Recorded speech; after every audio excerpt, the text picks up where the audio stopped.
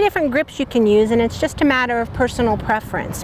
You can use what's called the finish grip. And what you want to be careful of is that you put your thumb and your middle finger on the top of the grip, and then your index finger is going to be wrapped around the side of the javelin. You want to be very careful that you don't put your index finger on the back of the shaft, because when you go to release, it's going to flip the tail up. So you always want to make sure with the finish grip that your index finger is wrapped around the shaft of the javelin.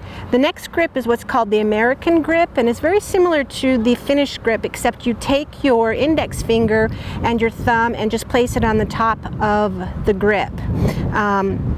The third grip that you can use is what's called the fork grip, and it's not a grip that's used very often, but I know a lot of multi-eventers use it, and it's all just a matter of personal preference. It's just you fork your middle finger and your index finger and lay the grip of the javelin across the palm.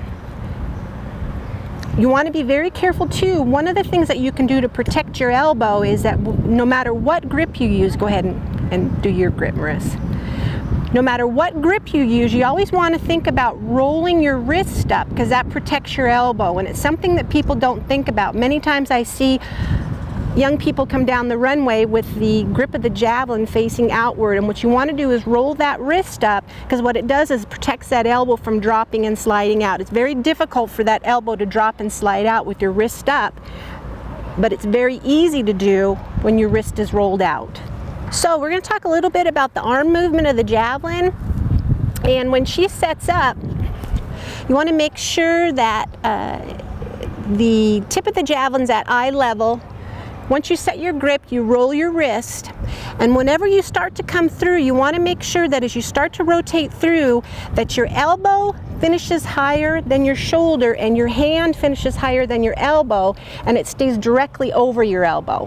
What you want to be very careful of is that you don't sidearm this, drop and sidearm. That's where a lot of your javelin injuries come from.